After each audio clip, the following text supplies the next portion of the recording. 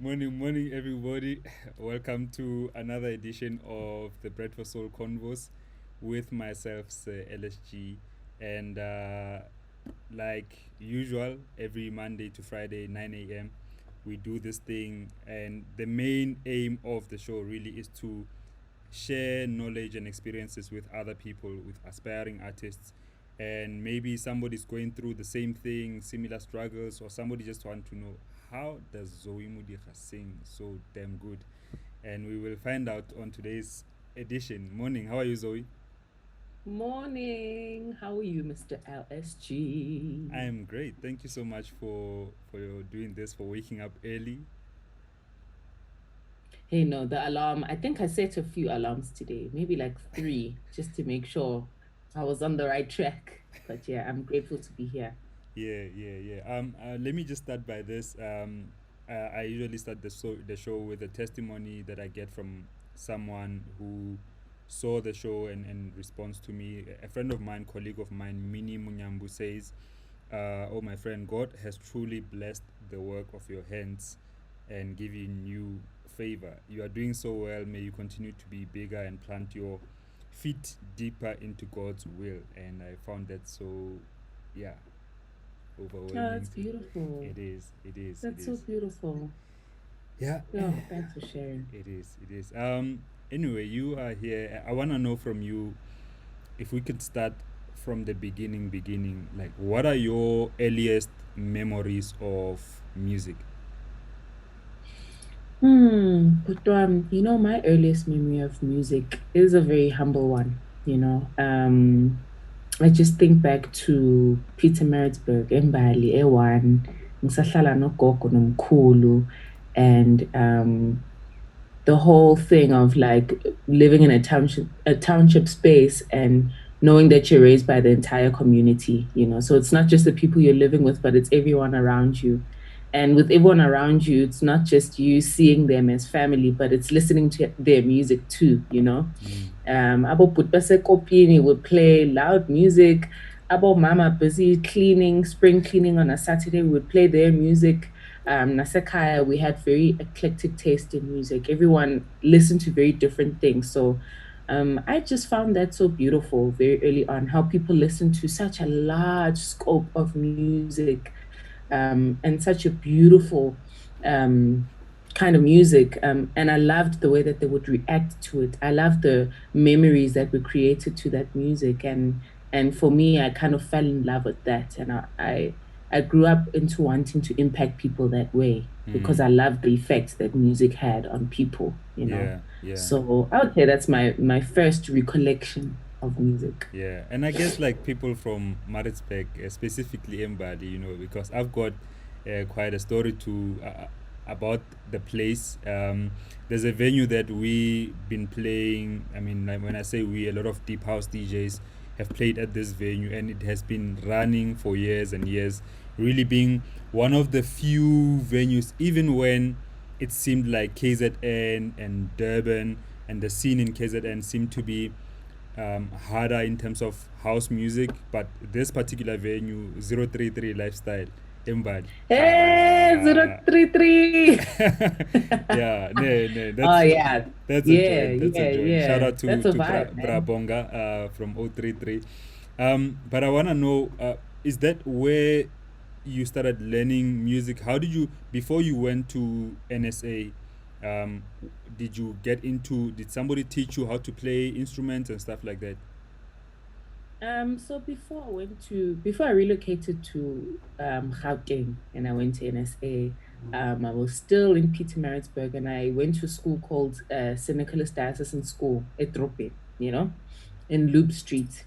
And that school was quite cultured, man. Like there were so many opportunities within that space. There was a steel drum band, there were junior choir and a senior choir. There was a lot of activity, sports, and all of that kind of thing. And I mean, I was still very young at the time, so I got the opportunity to lead a penny whistle band, uh, and it had like little people, this bancane nje sonke. And that was because my mom had gotten me a recorder maybe 2 years back, So they were asking people, does anyone have an instrument that they play? And then they made me lead that. I didn't lead it very well though. And then Mr. Ndlovu, who's actually my first music teacher, would call was it the grade threes or the grade fours? I think to be in junior choir, you had to be in grade four. And he made all of us sing happy birthday to you after assembly one time, and he chose us to be in the choir. And then myself and an actor called Utogozani. He's actually an actor now. Recently just kept in touch with him again. But we were chosen to sing lead for the choirs often, So that was my real first encounter with some kind of study of music before actually going and doing a lot more with it. Yeah, I like the beginnings and like that space of being in a choir and just being in a actively doing something, even though like while other kids are playing sports and but like just being in a music space.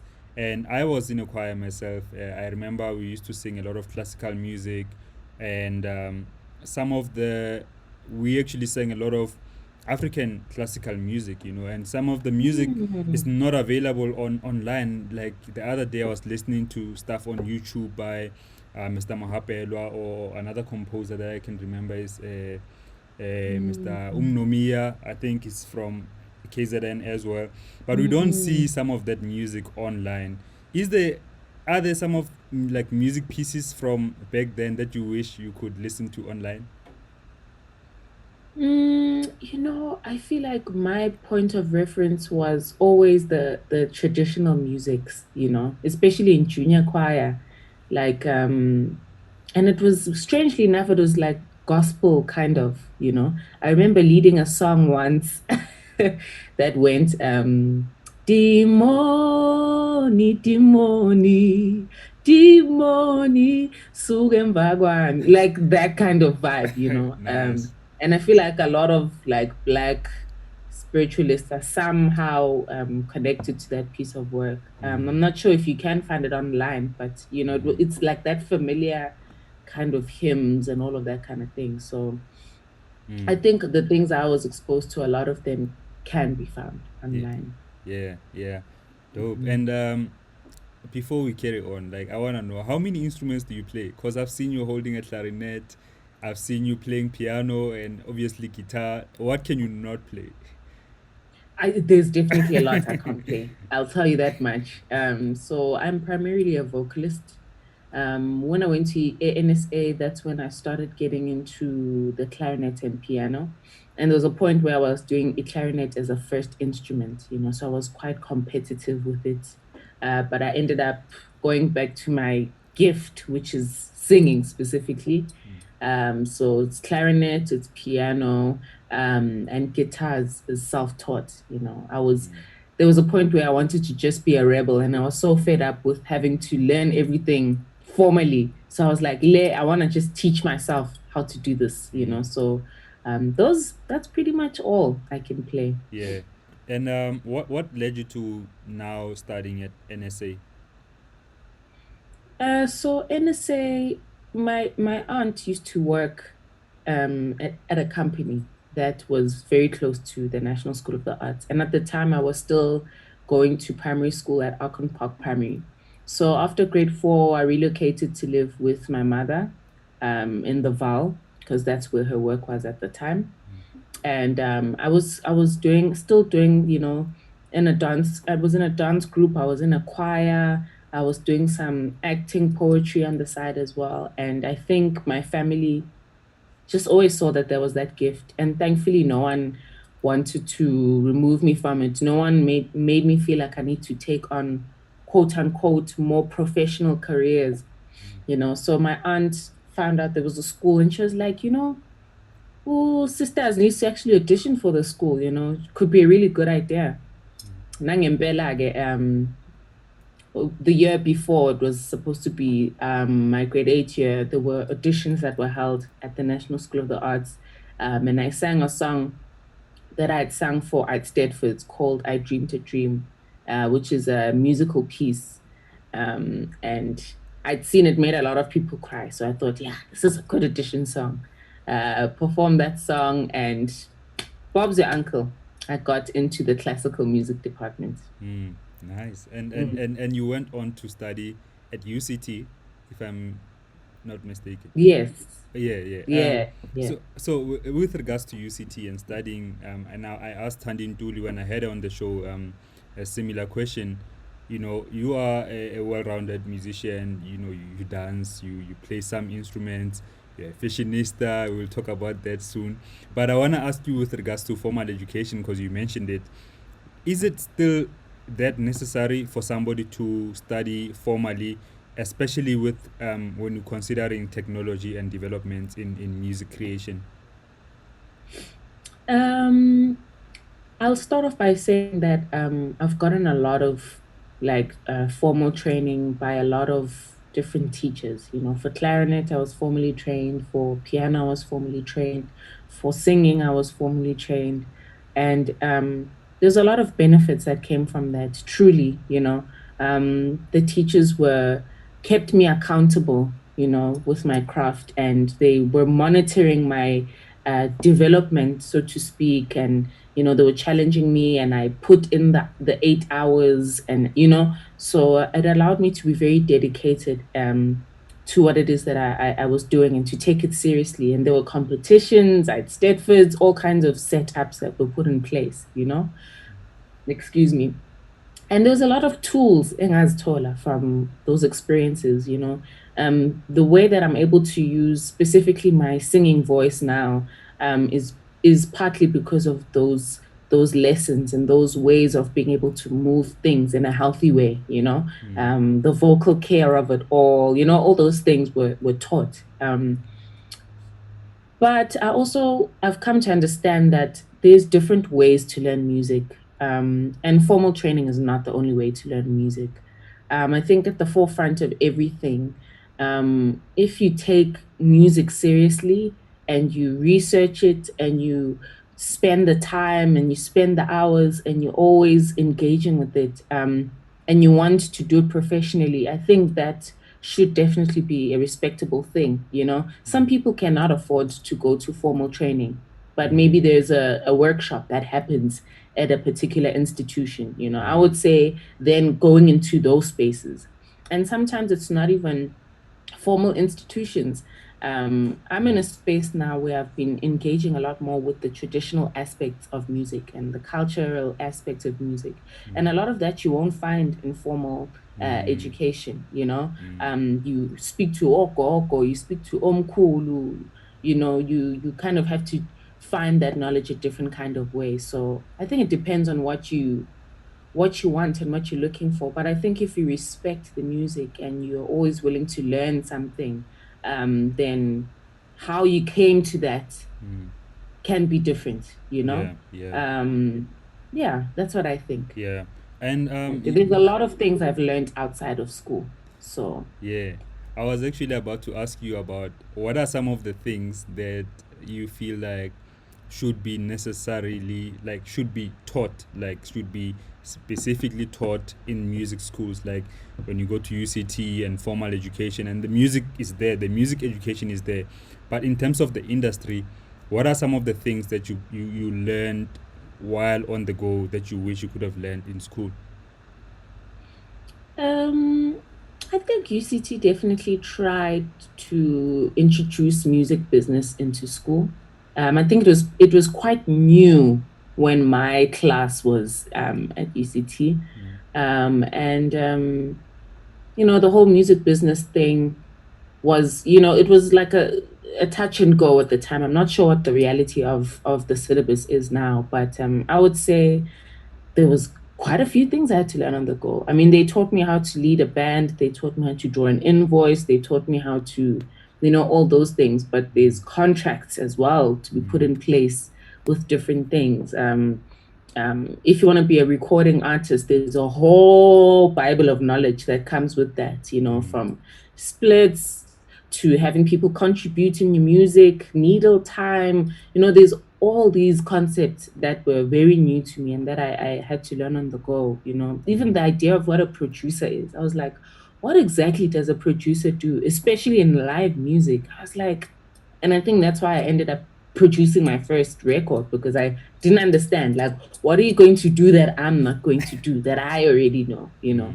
So it's those kinds of things that became interesting, and just the importance of branding and an image, you know, being particular about what you present yourself as. What font do you use? What colors do people associate to you? What values and principles, when people think about Sir LSG, you know, what does he stand for? What is he about? What brands would he align with? Um, so that kind of thing was learned on the go. And I wish that there could be more conversations where we as professionals can walk into different spaces and kind of communicate and converse about that with, you know, the younger peeps. But I think there's a lot of things that like younger music scholars are tuned up about as well, you know, even more that we could learn from. So, you know, I suppose it's just a yin yang. We're all just trying to figure this thing out, you Yeah, know. sure thing. And one of the things, like, you reached finals of The Voice South Africa, and by then you were probably already a graduate of music, knowing very well that you are dope. But now here you are being on a popular music show and competing, you know, for the prize, and not just doing it like when you came on The Voice, like you came through with it. You were there probably to win it, you know. I want to know from you, how was that experience of being on The Voice? Oh, so just before I answer that, I have to clarify that I did not graduate at UCT. Okay. I appreciated everything that came with being in that space. But unfortunately, I was, you know, for the lack of a better word, kicked out of the space. I was doing very well when it came to the practical sense of things, but I suppose theoretically that could not catch up. So I wasn't able to finish. I only got to my second year, if I'm not mistaken. And before I went to The Voice, I recorded my first album. And the idea to go to The Voice was to create a kind of buzz around my name because as much as I was a professional musician already, as much as I was getting to be a lot more well known in Cape Town because that's where I studied and I'd been going to the jazz festivals and all of that kind of thing, I knew that I was not a name in Johannesburg, and I wanted to relocate there because it felt like a good business move to make. And so The Voice was my way to do that. I saw it. It was the first year that it came to South Africa, and the reputation behind it was that it didn't really. It wasn't about sub stories and making a storyline for yourself. It wasn't about you know, all the things that a lot of reality shows use as entertainment. That's how it was sold, you know? It was about the talent. And I was very interested in that, you know, where we don't even focus on how I look or whatever, but it's about the talent. And when I went there, man, it was really a learning experience. It was a beautiful experience. I sang Take Me to Church by Hosea. I did not know that song existed before then. But James Bassingwaith, who was the music director at the time, he was like, you should totally start with like a wild card, you know, something that wouldn't be expected. This would be a beautiful song. I was like, oh, this is an interesting song, but let's do it, you know. And Karen Zoid and Lyra turned their chairs, and I chose Lyra because she was like a Barbie doll, excuse the pun, to me growing up, and I'd listened to her, and I respected her. I respected what she stood for. I respected her business. So it was beautiful, man. And the interesting thing about that show was that like a lot of the people were doing music professionally, you know. A lot of people were doing music professionally. So it seemed like we were operating on that space of just camaraderie and respect. The crew was the cream of the crop. Mwah! You know, I got a lot of advice from Ulira on a personal level when it came to business and just a whole lot of things I wouldn't really be able to disclose. But bekumnandi, man. And I Yeah. wasn't there to win it, actually. I was very much focused on leaving a footprint of myself on the show. And that's why I challenged myself each week by singing different genres and showing my range. But I wasn't so much focused on, taking the number one. Mm. Yeah, I just wanted to showcase more than anything. Yeah. And I've always viewed such talent shows with two lenses, like on the one hand, they give massive exposure to artists, and especially when you reach levels that you reached, like there's a lot of exposure that comes with being on The Voice. And on the other hand, I sense that most artists who go there who get to those levels, get into this trap of, um, for lack of a better word, uh, entitlement, that I was on The Voice, I was at this level, so I need to be the next big thing on in the music industry. And you are certainly that's not the case for you, because I've seen you really really working. I've seen the success of Yellow, the album, which we'll get to in a bit. But did you consciously decide that you were gonna go all out after The Voice, like working and doing your own thing? Absolutely, Budwam. And I have to say, just backtrack a little.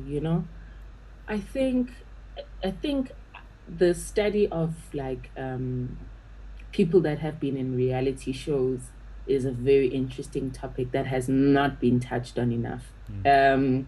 Obviously, there's beautiful experiences, but there's a whole lot of other things that happen in those spaces that are very tricky. I mean, you wake up in the morning, think about this. You wake up in the morning, you um, the first thing you do is an interview where someone is asking you about the song for the week. There's so much attention on you all the time. You have a team of people who make sure you look beautiful, and there's just this very unnatural way of being interacted with that one would expect a sense of entitlement. I mean, you're in an enclosed space, and everything that you say matters. And then when the show ends, you're so used to that particular thing that you think everything still matters, but you realize that, oh crap, I actually had to start from scratch. This was not even scratching at the surface. And I think that that is something that is slept on, what that does to the psyche, and what that means. But I'm so sorry. Now I'm losing track of where the question that you were No, no, asking. no. You kind of already answered it at the beginning, but then you, Okay. you went on to explain, and Yeah. which now leads me to my next question. Like, would you discuss some of the issues that you've had after leaving The Voice? Because like you went there already, you had recorded your album. Was that the the novel? Oh, Yes, that was Yellow yeah. the novel. So you already had your album recorded, and everything's done with your album, and then you join The Voice, but then you leave the competition, right? And you're not winning the competition, but you still had some issues with regards to releasing your album. Yeah, so the voice was a very interesting space. When we got to the finals, there was the four of us. There was Gavin, there was Richard, there was Temberg, and myself. And I want to tell you, these are stellar human beings, stellar talents, amazing human beings. And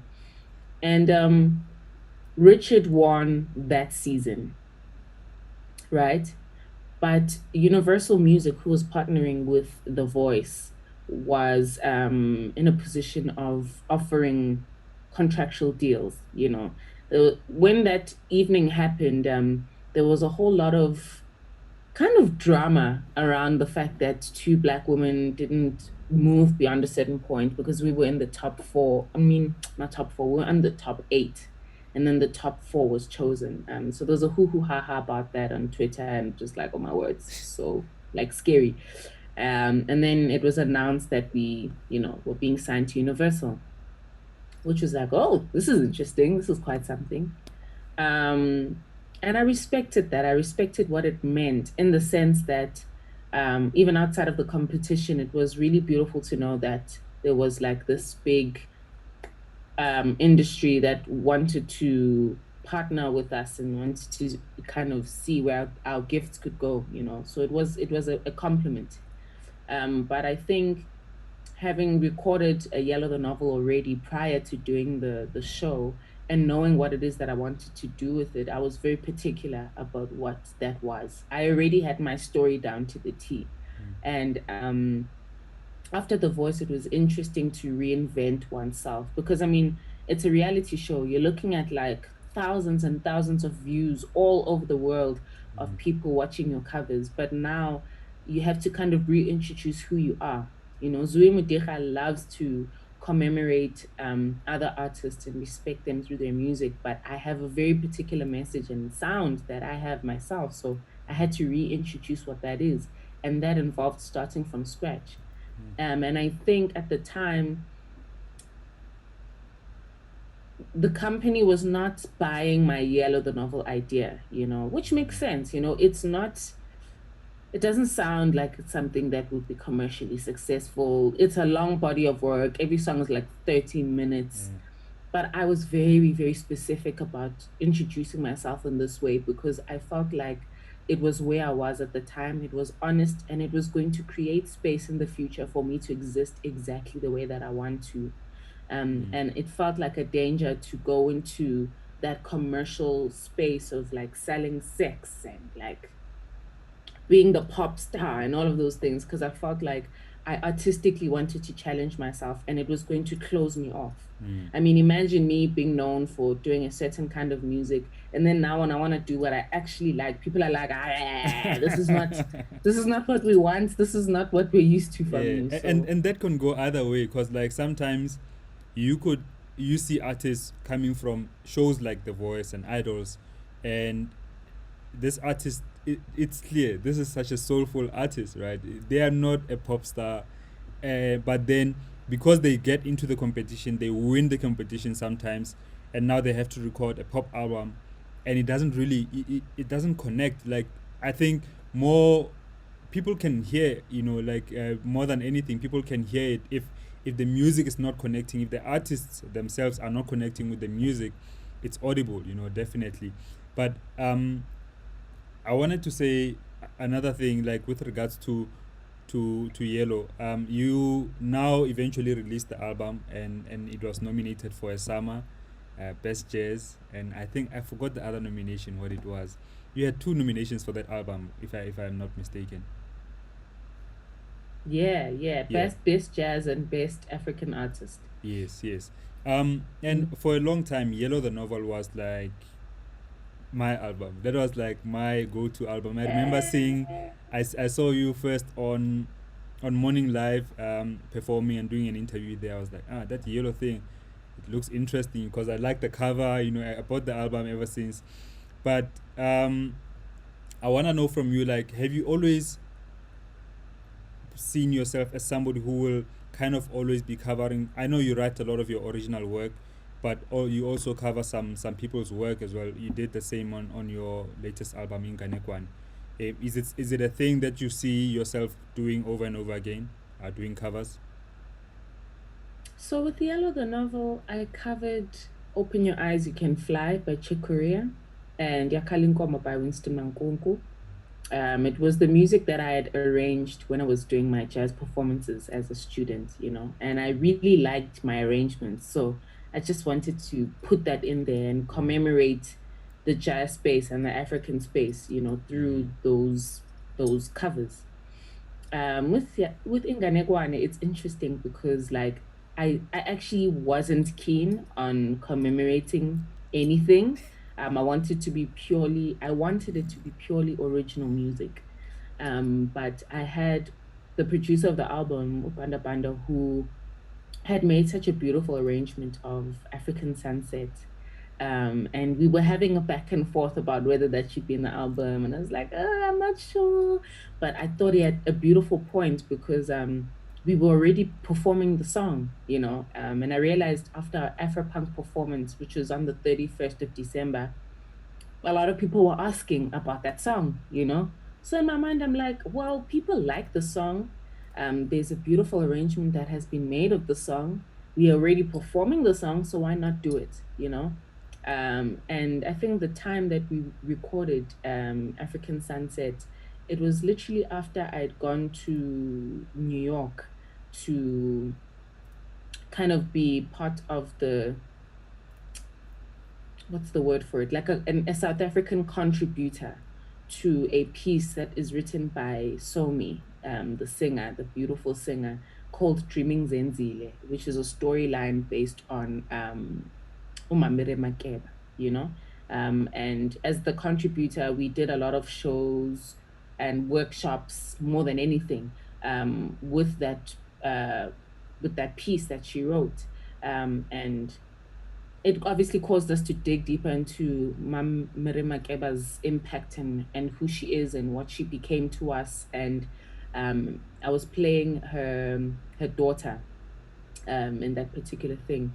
And I suppose the significance of that trip and what it meant and being able to contribute in that kind of little way um, was like, wow, it would be so beautiful to put Umemere Makeba in our storyline as well, you know, because she Mm, means so much to all of us mm, as South Africans and as Africans and in the world at large. So, mm. you know, Yeah, I had to oblige. As to whether I'll do covers again, maybe I will, maybe yeah. I won't.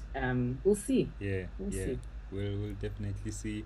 I remember a post of yours from about a year or 2 years ago. You were saying something along the lines of, yellow. The novel is what it is, but you need to live and experience more life so that you can write your next projects. And the album is here in Ganekwani. What was the concept? What's the concept for that album?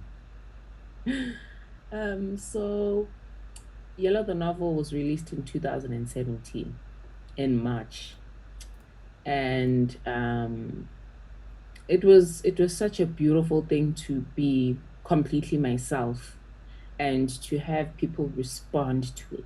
You know, it wasn't like the whole country knew I existed, but it was special that I even had people listening to it at all. You know, Mm, and I enjoyed that. I appreciated that. There was a respect in the jazz community, in the live music community, in amongst our peers. You know, there was just this like love for it. And it was beautiful to experience that, you know.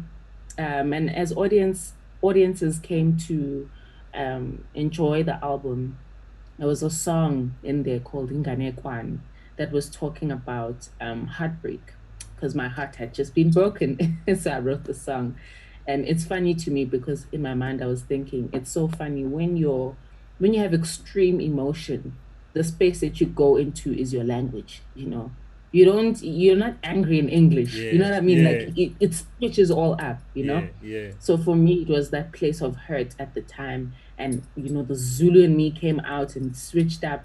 And the way people responded, even after I had made peace with the inspiration of the song, I enjoyed performing it because it was so entertaining and it was so well received by people. And we'd play around with it. And there'd be all these comparisons to Abomambusi and reminding us of home and all of that. And it's funny, I had not listened to Mambusi by the time I likened to her, or by the time that that song reminded people of her. And it caused me to be curious and to be like, wow, so who is this lady? That is so Let's check interesting. this out. Sorry to Let cut us you. check this out.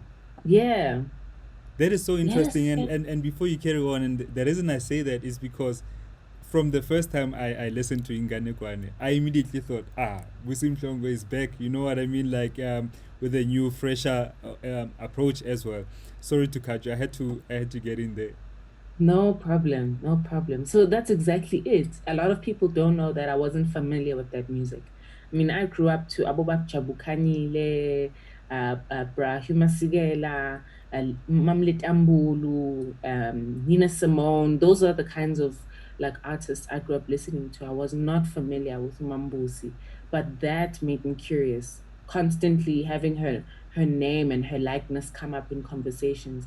I started digging into it and I was so mind boggled. I was like, oh, Lumama, Yeah. Lumama. Yeah. It felt like I was listening to someone who just made me like feel at home. She made me feel like I could see myself for the first time. She made me feel, firstly, that I was proud that there was a Zulu lyricist.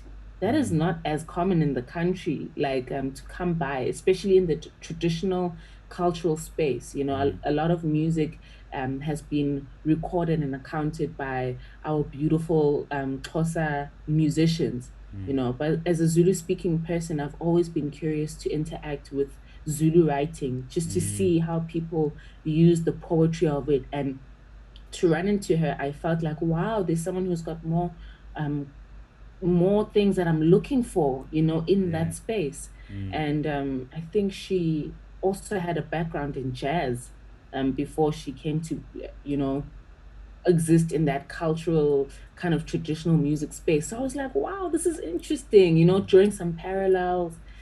And I just started getting into the philosophies of these women, Abo Oma Sangare, Abo Rokia Traore, Abo Kajanin, Abo Fatoumata Diawara, like all these singers coming from the continent and Mm. how they would express their languages and their thoughts without us truly understanding, but we felt it, you know? Mm. And so it encouraged me to express Zulu as a way to claim back our language, you know, as a way to tell stories in a way that when Abokoko Betu, who raised us, listen to those records, they can understand what we're saying, you Mm. know. Mm. Um, and you know, just as a way to celebrate who we are, our struggles, our hopes, our misfortunes, our dreams, our the way we think. Um, and that's how that album came about. You know, it took 2 years to kind of learn and unlearn a few things, and it was a lot of painful, it's painful to unlearn a few things, you Mm. know, especially when you exist as a Black young person in this particular time, where the way you speak isingisi sakho and the way you enter spaces is to minimize who you are and Mm. adapt into the Western way of existing and being. You know, that Mm. does something to you. And when you realize that that's what's been happening, it's heartbreaking because you're like, who am I Mm. actually? You know, and I was in that space when Inganogwane was written. But I Mm. had so many loving people in that space that helped to ease that process and make it beautiful and make it honest. Mm. So that's Inganogwane. Yeah. I want to ask you about the process of recording the album, but before I do, just getting back to your point about culture and just knowing who you are. I know you've been taught by your grandparents, about the importance of preserving African culture, specifically your Zulu culture. Um, when I saw your name, right, the first time I listened to you, I was like, ZOE MODIGA, ke Motswana. Oh, so I was Mm. like, yes, no, Ronaldo Motswana, who's gonna be killing this jazz scene. And then I saw this person is from Maritzburg. Nah, Plot nah, nah. twist. But I want to ask you about this, right? Like, do you think that as Black South Africans, we still keep historic barriers within our minds, especially based on who you are, Motswana, Muzulu, and the language, and secondly, just the follow up to that is, how do we balance, restoring our own culture while we are, living in an interconnected society? Mm. So just to backtrack, I feel like I'm always backtracking in this It's cool. conversation. It's cool. But just to backtrack, Mudeja is a Tswana surname, and it's from my maternal side. So I do have that Tswana blood running deep and true, and I'm proud of that. But the thing about it is that Umkhulu wami relocated from Pretoria, relocated from Pretoria to Pietermaritzburg. That's how our family came to be based there. So a lot of the rooting of who we are, or our section at least, is Zulu speaking, which is so funny when we go to like family things, because it's like, okay, the Zulu speaking Modigas, this is weird, and then everyone else is like, Tswana ring there, So I'm very proud of having that Tswana blood. Unfortunately, I'm not fluent in it. Like I can hear it's Tswana, but when I speak it, that Zulu tongue, it just does other things. So I wouldn't want to disrespect the language, but I'm hoping to create in that space as well. Um, but my father is a Zulu. He's no longer alive, but he is Zulu. And even with that, he grew up believing he was a Xhosa man, and later found out that he was a Zulu man. So even that just speaks to our stories and how complex our stories are. A lot of my Zulu speaking identity comes from the fact that I grew up in that particular space, and I think that's something to be proud of, where how we grew up and where we came from and what informed us. Um, and I think it's important to have that. It's important to celebrate one's language, I think, as well. Whether you're Xhosa speaking, Pedi, Venda, Tswana, Zulu, whatever language it is that you speak, it's important to celebrate that. But unfortunately, there have been systems that have been put in place to make that a divisive thing. I've always thought the idea of language was a beautiful thing. And even in the past weekend of the release of Inganekwane, it wasn't just Zulu speaking people that were responding to it. It was people from all over the continent, from all over the world, because the point was not to create division of it, or to be like, we are the Zulus, we are the best. Woo! That wasn't the point.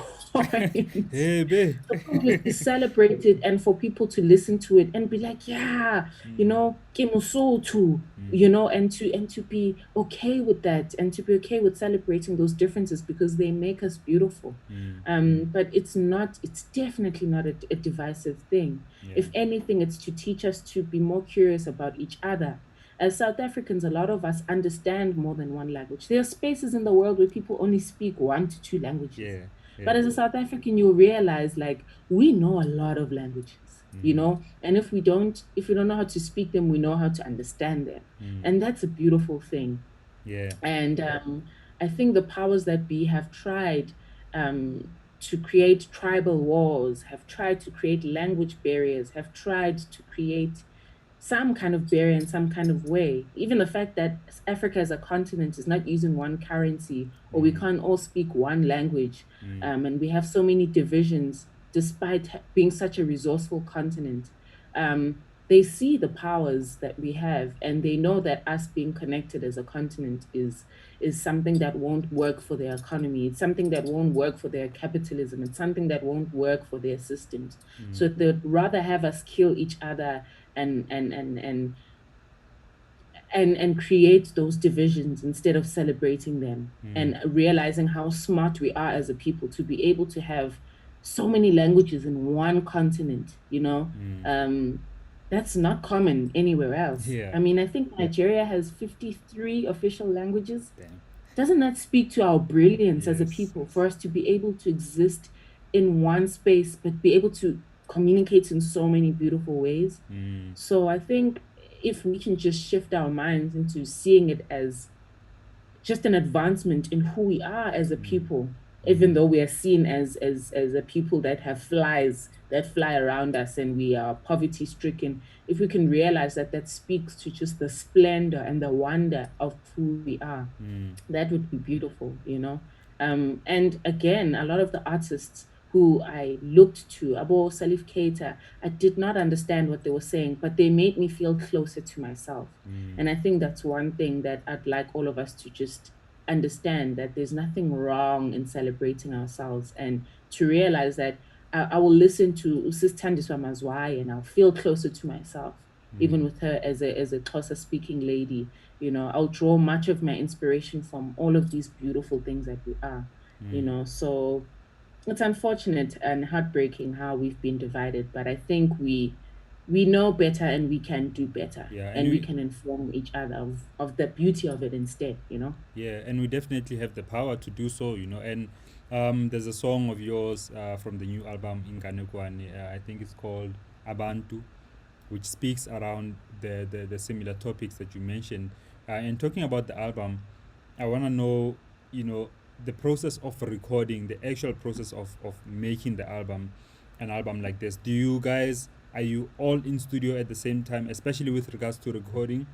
Or are you recording separately, or is just the band coming in, the bassist coming in to record, putting over lines? How is the recording process? And secondly, well, while you're answering that, I'll play the pictures. I love the photography and the concept. Some pictures that you've been putting Oh, up. thank So dope. you. Yeah, so how do you guys put it together? Do you record all at once together? So while you're showing the pictures, I just want to let the people who are watching know that Utatenda Chidora is responsible for the photography. Neo Sarati did the designing. And Tabiseng Mulele Bailey did the styling. And Larry Asma is the assistant for this entire body of work with the artwork. So with the recording process, I sat with Upanda Panda and we were just going through the philosophies and everything that I had written and a few songs that he had written as well for the album. And we had been wanting to collaborate for a while. And this seemed like the perfect way to do so because it was the next project.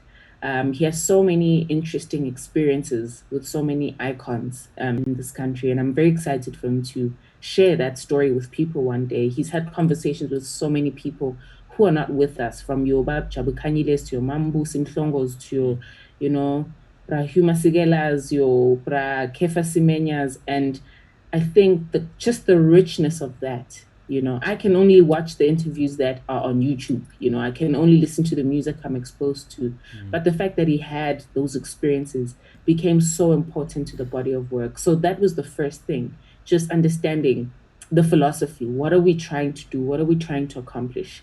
And then I presented the songs that I wrote and we looked into what that was. And that's what informed the musicians that were going to be a part of the project. mm. So prior to recording the album, we had Iri Bolaji, Kurt Petrus, Banda Banda on bass as well, and Ste Bengu on trumpet. And that was going to be our core band because we established a relationship, a respect, and we were looking into the same things, it seems.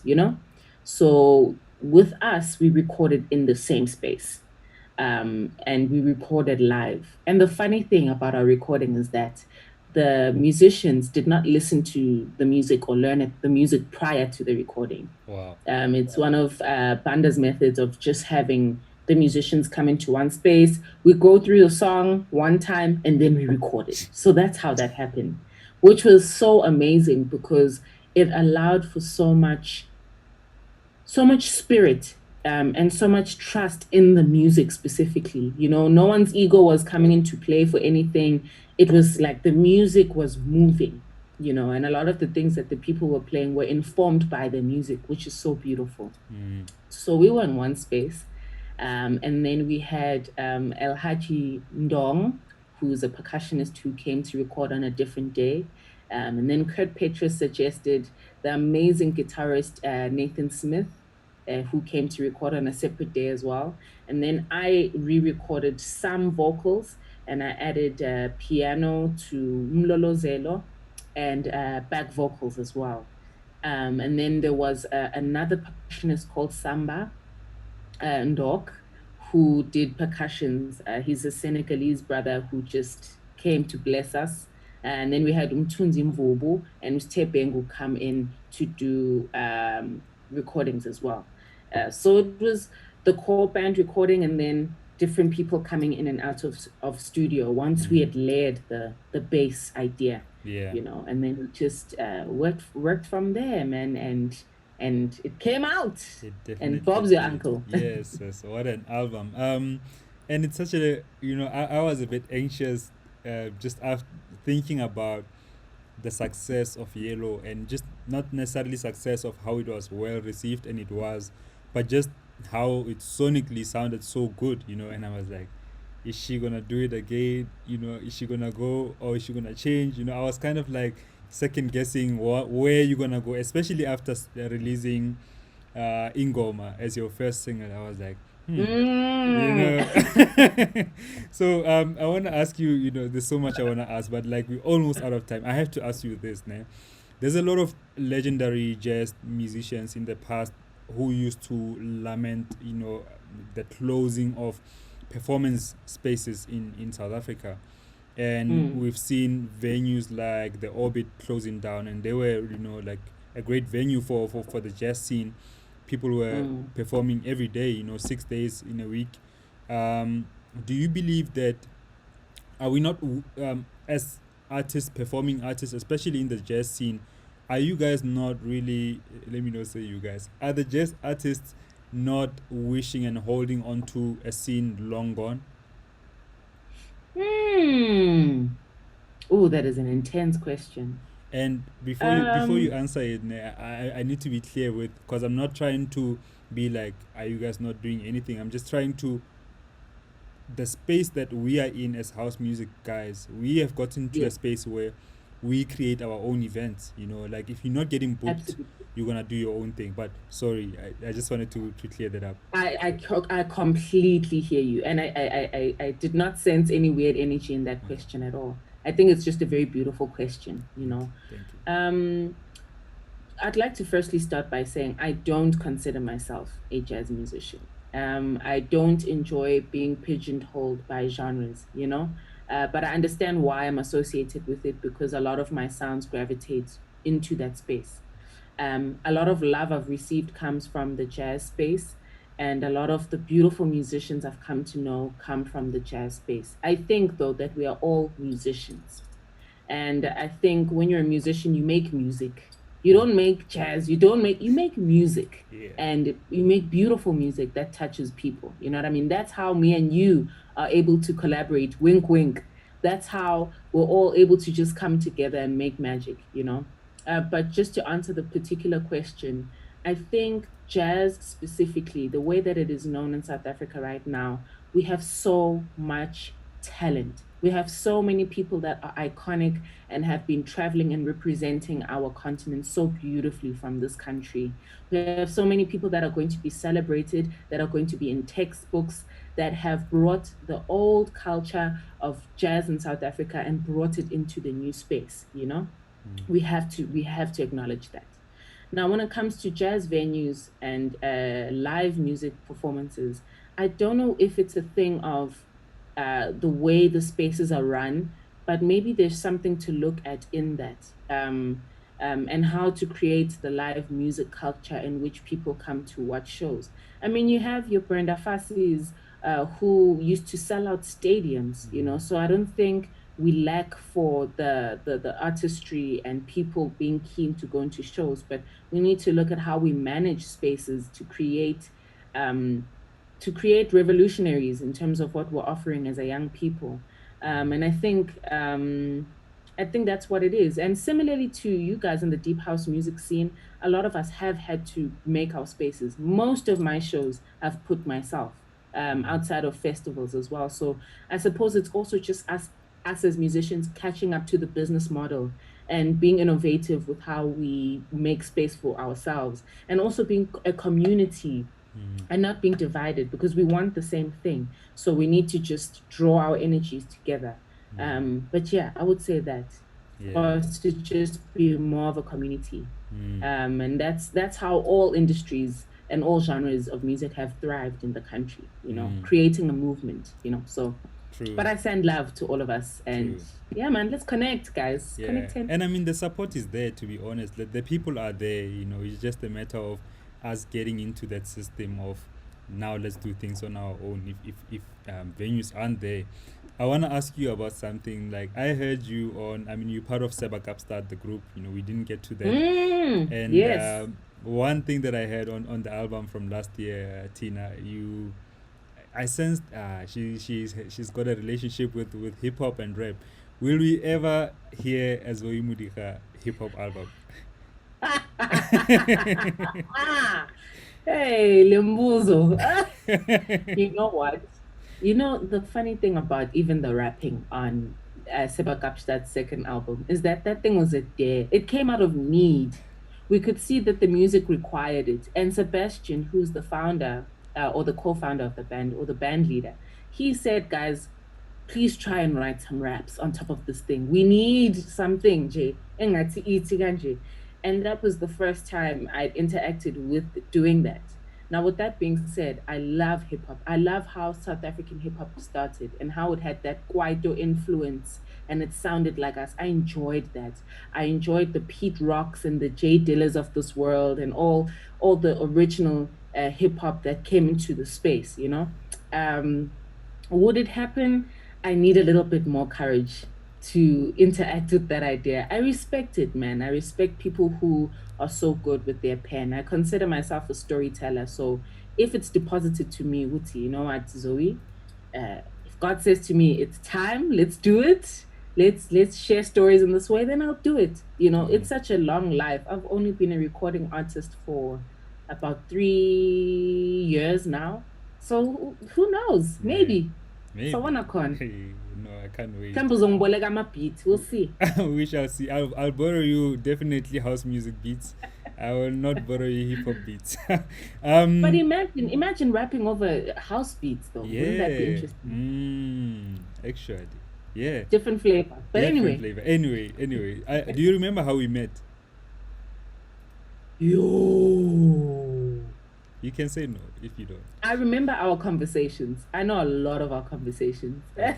I remember a Okay. lot of them. Um, But I don't remember how we met. let me remind you. I was a bit feeling a bit fluish. I think it was 2 years ago, and myself and my partner we went to the pharmacy at Olivedale, close to where I stay.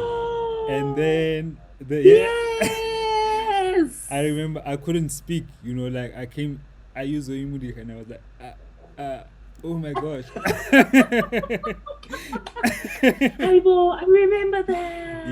yeah. That was the first That time was we. you. That was Yeah, you. yeah. I mean, after that, my girl was like, "What's wrong with you? Like, you can't talk. You were standing there looking like like an idiot." Anyway, you met. Thank you for that. Thank you for reminding me of that. I Cool, remember that vividly. And cool. then you said like we must keep in touch, and then that's how it happened. Yeah, that's how it happened. Yo, And now I the mean, people know. people know now.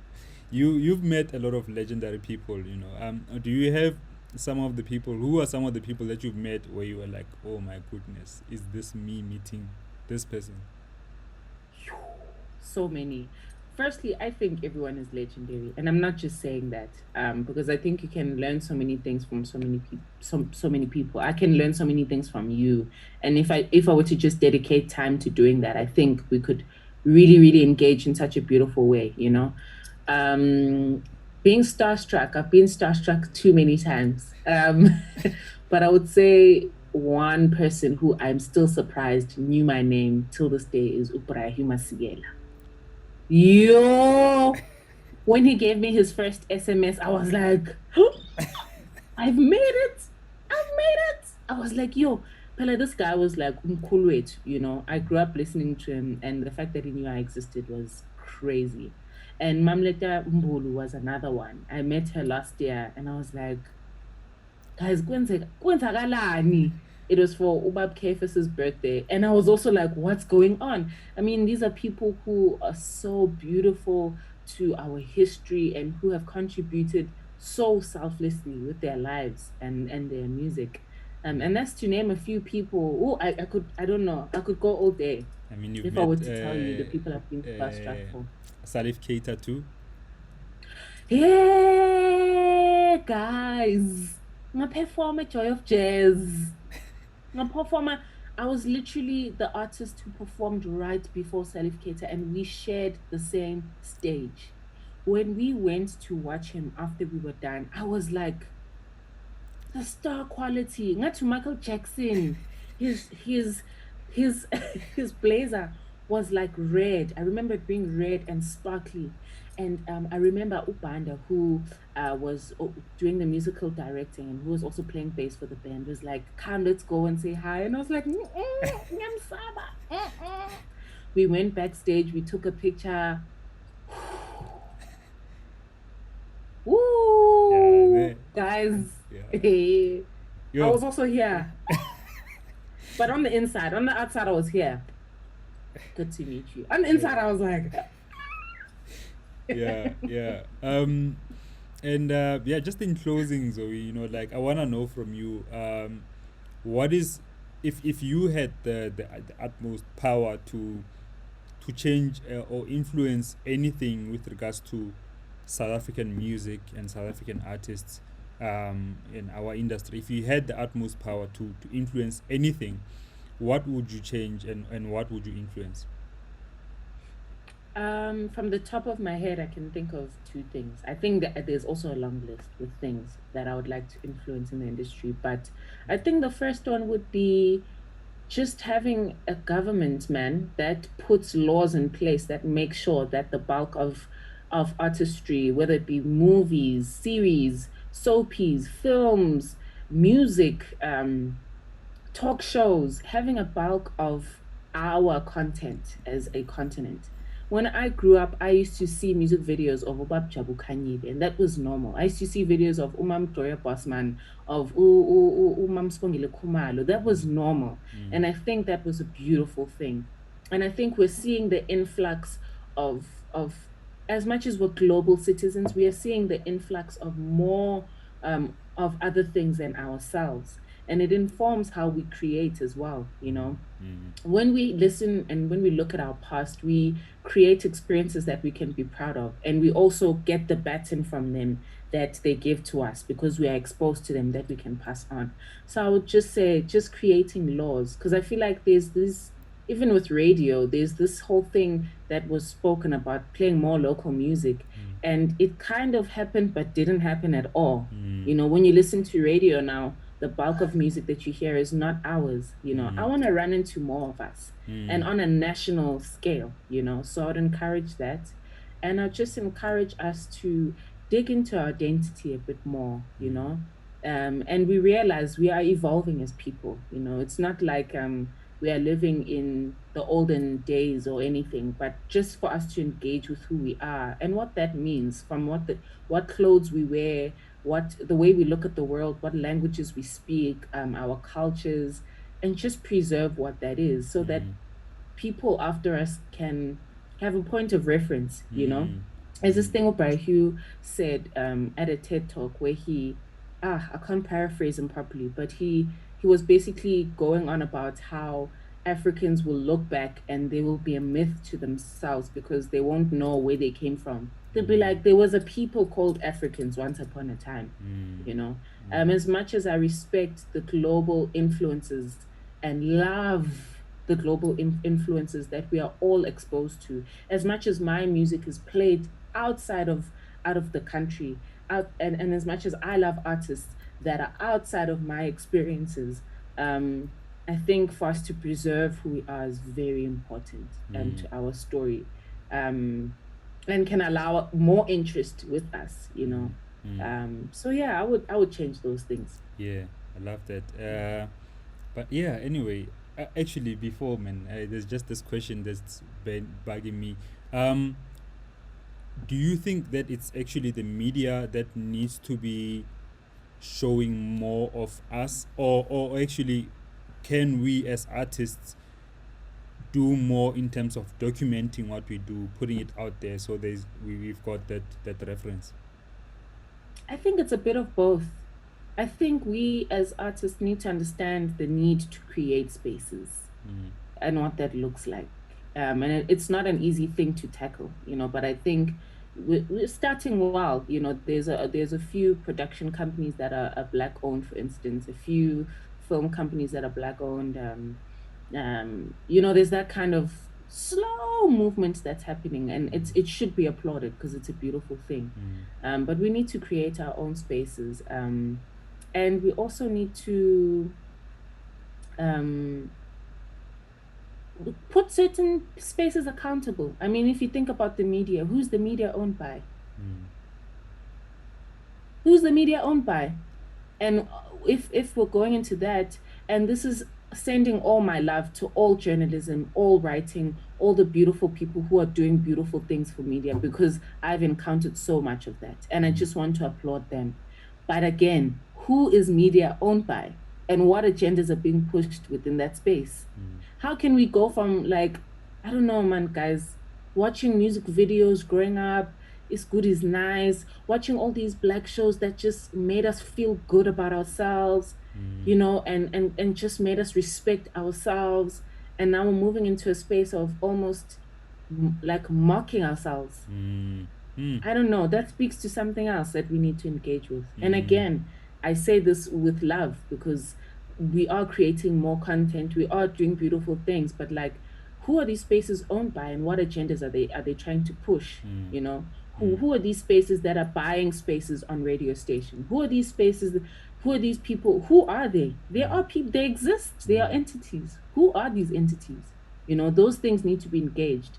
And I suppose it's a conversation one has to research.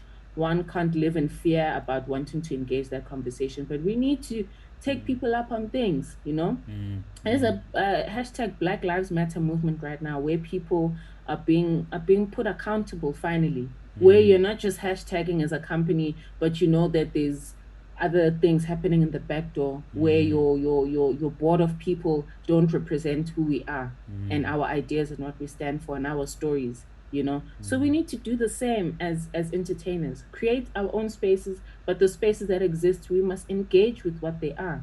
But unfortunately, there's so many horrible things happening on my back door that would need their own topic, that we just need to dismantle completely before we can even get to have that conversation. There's so much greed, there's so much perversion of the beauty that we have to offer as creatives. There's so much perversion in our space that we need to engage with and we need to put accountable. So I think that would be a starting point. And I think some of us are ready to speak about it. So we'll see how it goes. But we are young, Sibasha. Young people have always been a part of watershed moments. A lot of us share so many similar points of views with very uneasy conversations. So we just need to speak up and talk about it. Love that so much. I couldn't get to ask you about your fashion because you have got such a bold sense of fashion, and I Nah, love it.